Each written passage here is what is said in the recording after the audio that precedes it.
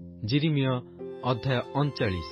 ଅନନ୍ତର ଜିହୁଦାର ରାଜା ସିଦିକିୟର ଅଧିକାରର 9ମ ବର୍ଷର 10ମ ମାସରେ ବାବିଲର ରାଜା ନବୁଖଦ୍ନେସ୍ସର ଓ ତାହାର ସମସ୍ତ ସୈନ୍ୟ ଜିରୁସାଲମର ବିରୁଦ୍ଧରେ ଆସି ତାହା ଅବରୋଧ କଲେ।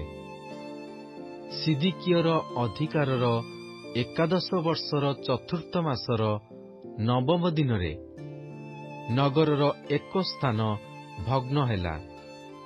ଏହି ରୂପେ ଜିରୁସାଲମ ହସ୍ତଗତ ହୁଅନ୍ତେ ବାବିଲ ରାଜାର ଅଧିପତି ସକଳ ଅର୍ଥାତ୍ ନେର୍ଗଲ ସରେସ୍ଚର, ସମଗର ନବୋ, ସର୍ସଖିମ୍, ରବସାରିସ୍, ନେର୍ଗଲ ସରେସ୍ଚର, ରବମାଗ ପ୍ରଭୃତି ବାବିଲ ରାଜାର ଅବଶିଷ୍ଟ ଅଧିପତି ସମସ୍ତେ ଭିତରେ ଆସି ମଧ୍ୟମ ଦ୍ୱାରରେ ବସିଲେ।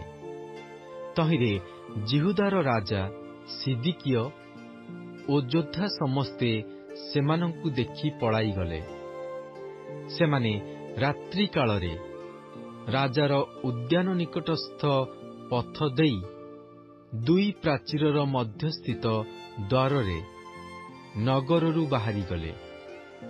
ପୁଣି ସେ ଆରାବା ପଥରେ ଚାଲିଗଲା।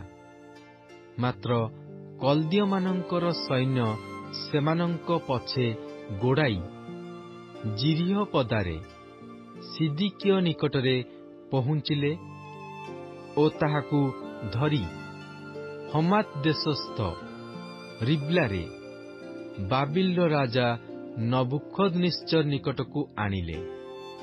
ତହିଁରେ ସେ ତାହାର ଦଣ୍ଡାଜ୍ଞା ଦେଲା। ପୁଣି ବାବିଲର ରାଜା ରିବ୍ଲାରେ ସିଦିକିୟର ଦୃଷ୍ଟିଗୋଚରରେ ତାହାର ପୁତ୍ରମାନଙ୍କୁ ବଧ କଲା। ମଧ୍ୟ ବାବିଲର ରାଜା ଜିହୁଦାର ଅଧିପତି ସମସ୍ତଙ୍କୁ ବଧ କଲା।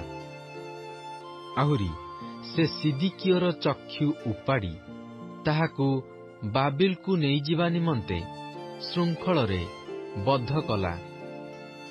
ପୁଣି କଲ୍ଦୀୟମାନେ ରାଜାର ଗୃହ ଓ ଲୋକମାନଙ୍କର ଗୃହ ସବୁ ଅଗ୍ନିରେ ଦଗ୍ଧ କଲେ। ଆଉ ଜିରୁସାଲମର ପ୍ରାଚୀର ସବୁ ଭାଙ୍ଗି ପକାଇଲେ।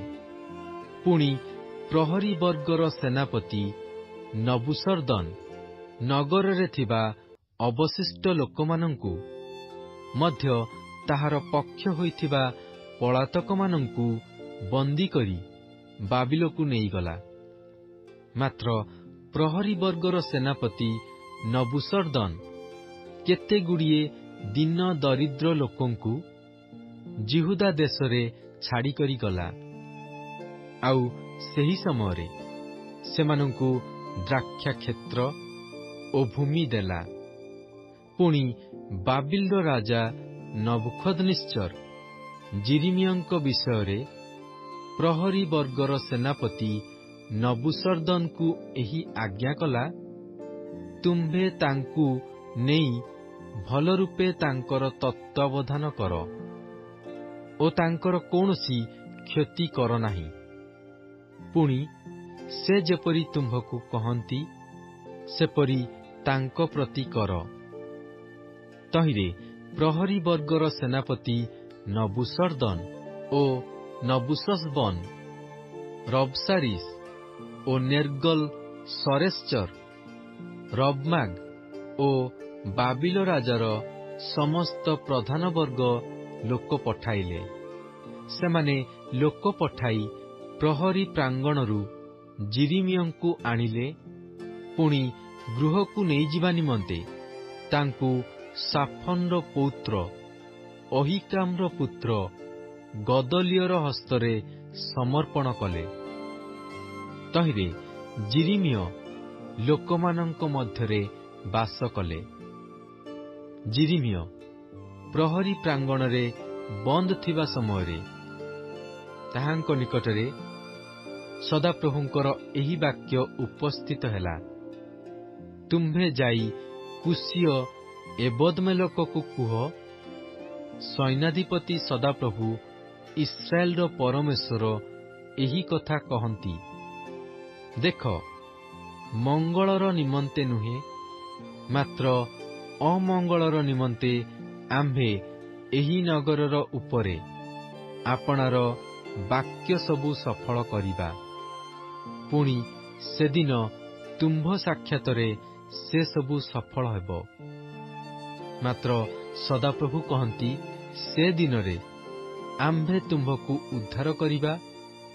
ପୁଣି ତୁମ୍ଭେ ଯେଉଁ ଲୋକମାନଙ୍କ ବିଷୟରେ ଭୟ କରୁଅଛ, ସେମାନଙ୍କ ହସ୍ତରେ ସମର୍ପିତ ନୋହିବ। କାରଣ ଆମ୍ଭେ ନିଶ୍ଚୟ ତୁମ୍ଭକୁ ରକ୍ଷା କରିବା।